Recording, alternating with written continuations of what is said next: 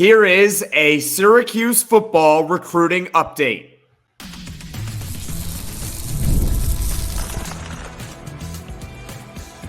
You are Locked On Syracuse, your daily podcast on the Syracuse Orange. Part of the Locked On Podcast Network, your team every day. Hello, everyone, and welcome into the Locked On Syracuse Podcast. I'm Jackson Holzer, and thank you for making us your first listen of every single day here on the Locked On Podcast Network, where it's your team every day, and we're free and available wherever you get your podcast. And on today's show, I have brought on Locked On's recruiting expert, Brian Smith, to talk all about Syracuse football recruiting under new head coach Fran. We're going to discuss the class of 2024, the class of 2025, which is number 8 in the country right now, and the class of 2026, which is the number 3 overall class in the country. So much to look forward to here on today's podcast. Game off. We got to talk more about Monopoly Go. This fast-paced game lets you team up with friends for tournaments to unlock awesome prizes like unique stickers for trading, cool playing pieces, and hilarious emojis for taunting your friends. So download Monopoly Go, now free on Google Play or the App Store. Game on. All right, Brian, it's good to have you back on here on the podcast to talk all about Syracuse football recruiting. Let's start off with the class of 2024 and Jamie Tremble, who is a composite 4-star tight end. What type of impact do you see him having in year one? I don't like projecting freshmen to play much at all anywhere. He's a good football player, but he's not an explosive guy. He's bigger, 6'4", has really good hands, and is just really good after the catch, finding his way through. But always pump the brakes on freshman playing. I know Syracuse needs help, but like most of these kids, he'll need a year to grow into it. He could contribute in some way, but I don't know if I'd project him to play right away or not. Gotcha, Brian. And when it comes to tight ends, actually, with Syracuse, I would say that's one of their strengths on the team with Aronde Gadsden and Dan Villari there. So he does have time to grow in that role. And I want to ask you a more general question about tight ends in general, because I know that position, the transition from college to pro, is really, really challenging. Like most college football players or college tight ends, when they get to the NFL, they don't really jump off the screen in year one, like a Sam Laporta, Kyle Pitts at 1,000 yards in year one. But those are the anomalies. Most players struggle in their first years. What is the transition like from high school to college for tight ends? It's about the weight room. This kid is listed at 210, 215. He's really a receiver right now that's transitioning. That's my concern. Like, how are they going to use him? Because there's no way on God's green earth he's going to be an inline blocker, because he would be annihilated. He needs to play outside, and they probably could use him like a receiver, but need to see how he picks up the playbook and does different things of that nature, because you can still throw jump balls to him. He'd be a good red zone threat, and they might use him motion guy on the goal line, play him out there in the flat, put a linebacker on him. He's probably going to win that battle. They got to use situational football. So the weight room, though, will keep him from being an every down player, at least as a freshman. Gotcha. And I know you don't like projecting freshmen, but this next guy that I'm about to talk about, King Joseph Edwards, a composite 4-star edge rusher. Yeah. He played really well in the spring game, was with the first team defense. So what is the ceiling for a guy like King Joseph Edwards? Very high. It's a player that we all knew about in the recruiting industry when he was a freshman in high school. He played at Buford and at Mill Creek, 2 really good programs in the greater Atlanta area. He's well coached. He's twitchy. He's a young man that has a lot of natural raw power in his hips, and he's very competitive. I think he can play a lot. Now, if he's truly already starting, that gives me pause about Syracuse's defensive line, but he's also just a really good athlete. Sometimes you got to roll with what you got, and he's a kid that won't back down, so he'll at least make some plays. But again, weight room strength, especially for the line, freshman, that's going to be hard by game 7, 8, 9. That'll take its toll. So, and my question here now is, like, if you see a freshman that is playing, like a true freshman playing in year one, and this can go for really anyone, is it more of an indication of they have so much more room to grow, or is it they've already kind of come to college and they're at their peak already? Well, that's an interesting question. It's person to person, but I think it's actually a third option that they just have to play him because there's not somebody there. Freshmen play, especially on the line. It's not a good sign for your football team where it's at. What they inherited. Where would he play if he was going to an SEC school? He'd be on the third team probably. Yep. That's just reality. But he's a kid that, again, he played at Buford and Mill Creek, two of the best programs in the state of Georgia, which is number one in the nation per capita for sending players to the NFL. Very good sign when you get those kind of kids. So I think he can contribute, but he would be better as a third down pass rusher or specialist. First down and 10 D lineman in any league, even the ACC, that's a rough road. Gotcha. And so now I want to talk about Emmanuel Ross, who is a composite 4-star receiver. I mean, you're already saying, oh yeah, what type of receiver is he like? Speed. I mean, he's a kid that could play in the SEC, no problem. Has length. I was actually surprised. One of the rankings I saw for him was 3-star, and I kind of giggled because I don't see where that's at. He's over 6 foot. He's listed at 6'2", but he's at least over 6 foot, and he's got an extra gear in the open field. Returns, whatever you want to do, that kid can play. He could play at Georgia. So I think that's one where him being where he's from cost him a little bit. The Northeast doesn't get scouted as much. If he was from Atlanta, like King Joseph Edwards, he would have been ranked higher. That's my guess. But that kid's going to play early. Can't teach the speed. Syracuse has to find a way to get him on the field. So he might be their best player in the whole class, in my opinion. Really?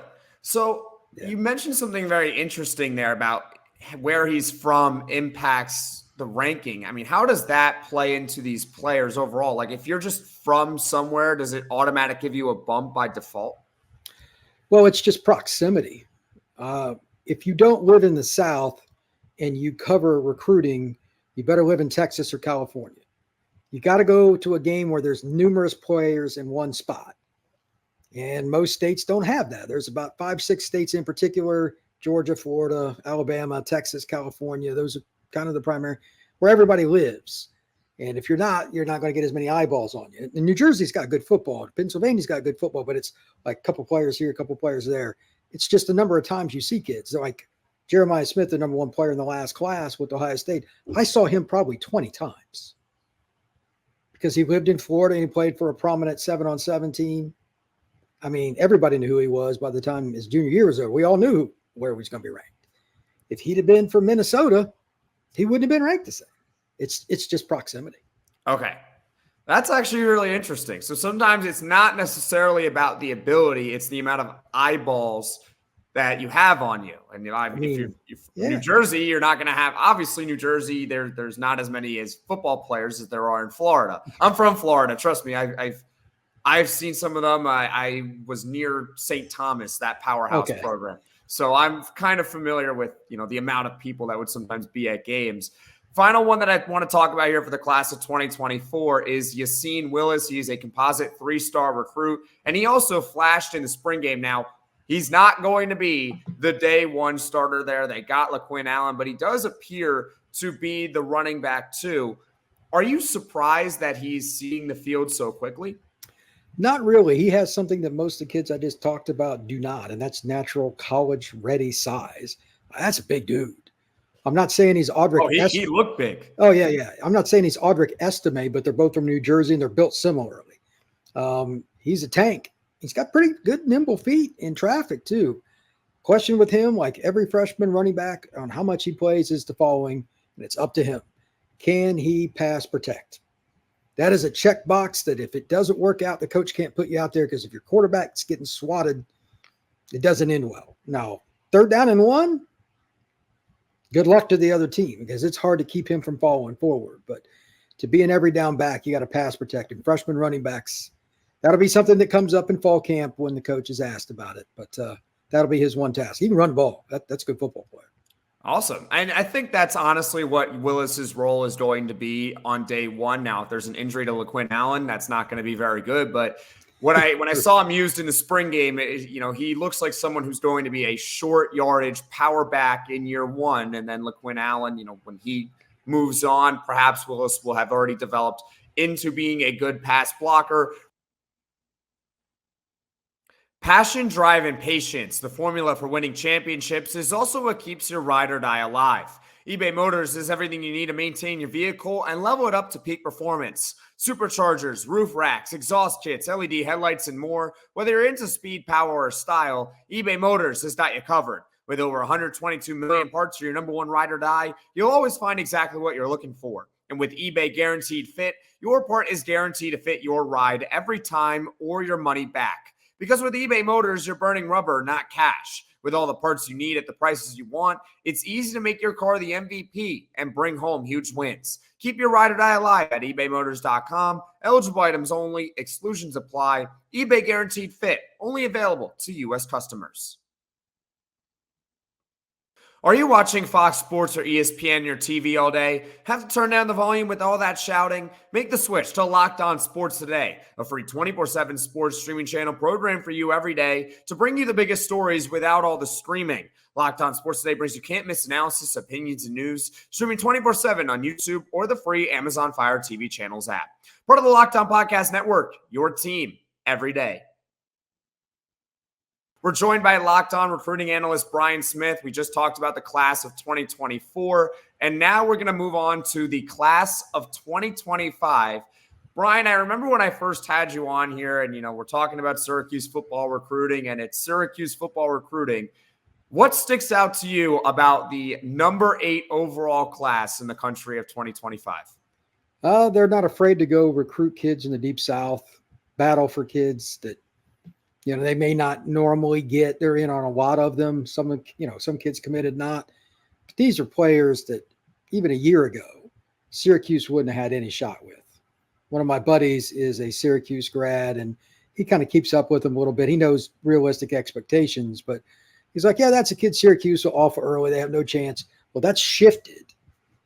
And now they're in on, especially when we talk about the class of 26, they've started to get in on kids that when I was growing up, they might have had a shot, early 90s, something like that. But that's been a long time ago. And I just think it's pretty cool because it's been a minute since Syracuse has been able to get the elite players from Florida, Georgia, stuff like that. And I'm just amazed by how many different kids they have interested in. I kind of went through and researched it a little bit. Some of the guys they're all athletic. These are kids that can play in the Southeastern Conference. So the program's changing. My only concern, and this is always the case when programs build, where are the linemen? They need more offensive and defensive linemen. Again, King Joseph Edwards being in the starting unit is not a good sign. They need some more transfers, and they probably need to hit that pretty hard in this class as well. Right. And how does it – I know that Fran Brown is a Northeast guy, but how much does it help that he also came from the SEC with the recruiting? It's paramount. Georgia recruits the state of Florida and Georgia. I mean, it's arguably the 2 best states in the country for football, depending on your perspective. And he's been in both the last few years and did well. I mean, he's a nice guy. He's easy to get along with. I don't think it'll be very difficult for Fran to at least get some of the 3-star kids and work his way in. And some of the kids that are younger as they build relationships, because most young men pick a school based on their comfort. It's not the best way to do it, but that's typically how it works. And Fran's a guy most guys are pretty comfortable with. So I think Syracuse will build and continue to get better and better players over time that Fran is there. Right. How do you see Syracuse improving the class? It goes back to the linemen. The teams that win big at the absolute elite level, they've got depth at D-line and O-line. That's the key. And it's a long, long haul. If Syracuse is truly going to climb the ladder, I mean, they're getting skill guys. They're getting guys that can run. That's not in question. Now you got to get the big dogs that there's fewer of and everybody wants them. And you're going up against Georgia. You're going up against North Carolina, Tennessee, etc. down south. That's the chicken and the egg. Every school that's where Syracuse is at has the exact same question. If you don't get those kids, you're not going to win because your guy has to be better than their guy at the end of the day. I say it all the time. College football is 80% recruiting. Fair or not, that's just reality. So getting those kids up to Northern New York is not the easiest of tasks. You know what?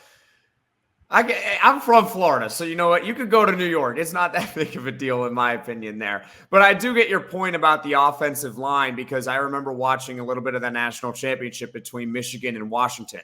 And that's the national championship game. Those are the 2 best programs in the country going head-to-head for one game.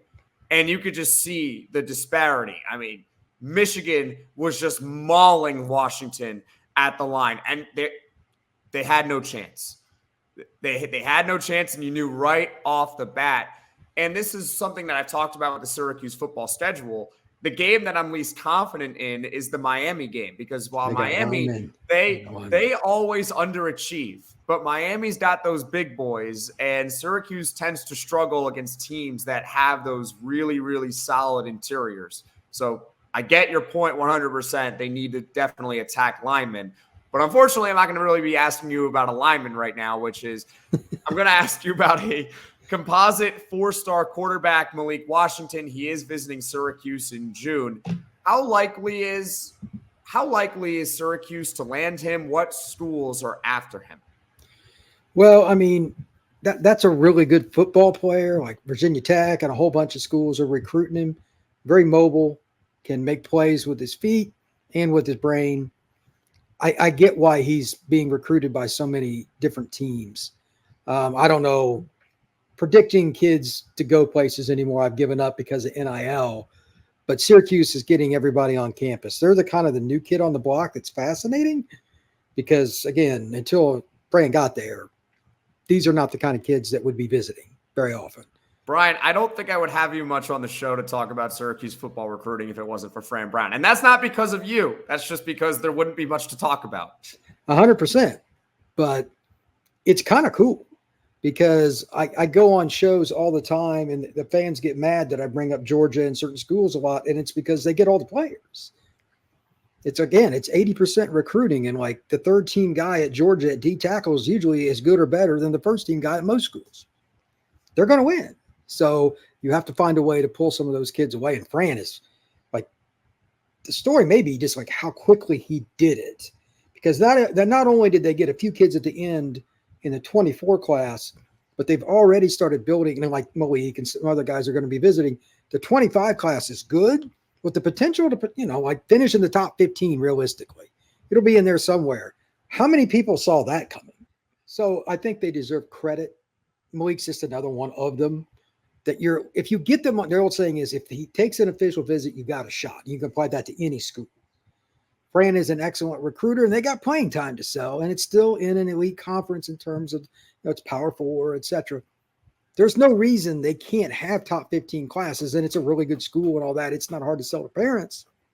Now they just got to see if they can get them, because, again, they're going to be the outside school with most of these kids, meaning it's not State U. It's not like on the East Coast, Penn State's the most prominent program, et cetera. They're battling different things, but they're getting it done. It's kind of cool. Gotcha. Now, another skill player that I want to talk about, 4-star wide receiver, Jeff Exinor Jr. He was at Syracuse during the spring game, which, by the way, I wanted to ask you this. How important is it to have the player? It's one thing to take official visits, but how important is it to have them at spring games? I think the spring game is very important for any school because you see how the coach reacts with the other members of the staff, how they relate to players, and you can talk to the players on that day. Hey, what's this dude like at practice? Is he there for you if you have a problem off the field? It's a little more intricate. And again, you can apply this to any institution, Syracuse included. So if you don't get them there for that, they're not going to have the same perspective, because it's one thing to talk to them about it on the phone. It's another to see it with your own eyes. So it's pretty darn important. Gotcha. And what type of receiver is Exinor? Big-bodied kid, 50-50 balls. He's actually, I think he might even weigh more than Trimble does right now. He could grow into an H-back kind of guy, but he's a power player. Penn State and a lot of other schools have went after him. So good football player, not a burner, but he's one that Syracuse could definitely use because it's hard to find big-body guys like that. All right, game off. We got to pause here to talk more about Monopoly Go. I know what you're saying. Flag on the play. You already talked about that. But there's just so much good stuff in this game. In Monopoly Go, you can team up with friends for timed tournaments where you work together to build up each other's boards. The more you win together, the more awesome prizes you unlock. And there's so much to get. Unique stickers you can trade with friends to complete albums for big prizes. Cool new playing pieces to travel the boards with. Hilarious emojis for taunting friends when you smash their buildings or heist their vaults. Plus, Monopoly Go feels new and exciting every day with constantly changing tournaments and challenges. A ton include their own unique mini games like digging for treasure or a robot Panico machine. And there's always new timed events that help you win big, like massive multipliers for everything you win or rent frenzies. There's always something fun to discover in Monopoly Go. So get off the bench and go download it now free on Google Play or the App Store. Game on. Locked On has launched the first ever national sports 24/7 streaming channel on YouTube, and now it's also available on Amazon Fire TV and the free Fire TV channels app. Locked On Sports Today is here for you 24/7, covering the top sports stories of the day with the local experts of Locked On, plus our national shows covering every league. Find Locked On Sports Today now available on the free Fire TV channels app. We're joined by Locked On recruiting expert Brian Smith. We just talked about the class of 2024 and a little bit of the class of 2025. And now it's time to move on to the class of 2026.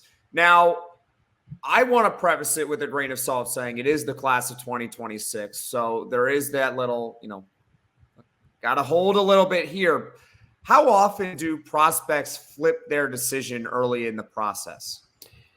Well, I guess it depends on what you mean by early, but like a couple of the kids they have committed from 26, they play for the 24K 7-on-7 program, and I know that program well, and Central and South Florida kids flip their commitments just in general all the time. So any young kid from Florida, I always give pause, but like Izayia Williams, Demetrius Samuel Jr., those are a couple of elite players. So if they want to commit, you just take it. I mean, what are you going to do? Say no? I mean, you offered them a scholarship for a reason, and they're both tremendous athletes. So if it happens, it happens, because even Georgia has kids decommit. You have to wipe that kind of out of your mind in today's era. I wish it was not that way, but there's a lot of bad advice given, and, these kids are getting money to take visits and stuff. I get it. So don't worry about the commitment, decommitment. Just keep going after the young man until he signs. Fair enough. So let's talk about composite 5-star, yes, 5-star, top 20 overall player in the class of 2026. He is a linebacker, Izayia Williams. How was Syracuse able to land someone like this guy? I mean, it's been at least 2 decades since Syracuse has gotten a recruit like Izayia Williams. I don't know the backdrop on it. I actually need to call my buddy that coaches him.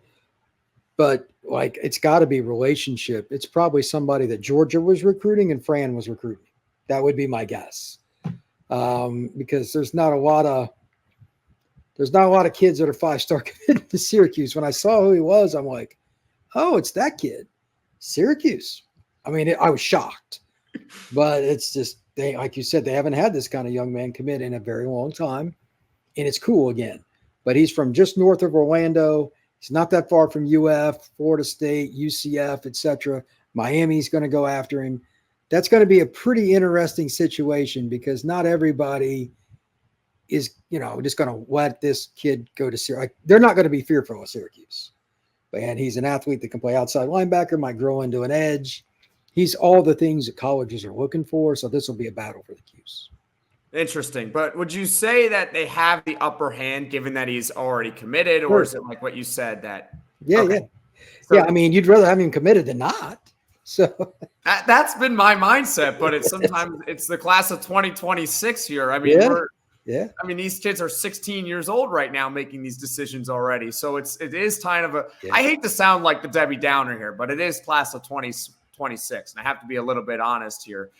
Now let's move on to composite 4-star athlete. He's a defensive back and a receiver as well, Demetrius Samuel Jr. Now, I had his high school coach here on the podcast, and he compared him, his words, not mine. He compared him to Travis Hunter from Colorado. Okay, stop. I mean, come on. That's ridiculous.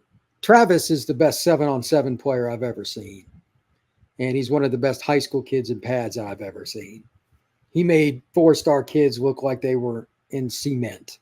So let's not go there. But at the same time, this kid can play. He's really athletic and long. Travis was really long too coming out of high school. His arm length, it really helped him at corner. The only question I have, would you rather have Demetrius play corner, safety, nickel, or receiver? Legitimately, his toolbox is big enough that he could go to a lot of different spots in the shop and get work done. I don't think there's any one thing that he can't do, which is a good problem to have. But I would try him at corner first because, as Fran knows, if you've got a lockdown corner, it changes your chess pieces and how you attack a team. If you can at least be very competitive with another team's number one. He's got the length, the twitchiness, and he's a pretty instinctive kid to do that. He's from the Space Coast area over there in Florida, plays against pretty good competition, and he dominates, which he should. So this, again, will be a kid that is going to get all the Florida schools, Georgia. Everybody's going to recruit him. So it's going to be a battle. Okay. And with a guy like Samuel, is it better to have one defined, really great position or to have multiple positions where you're not elite at any one of them, but you're good at all of them?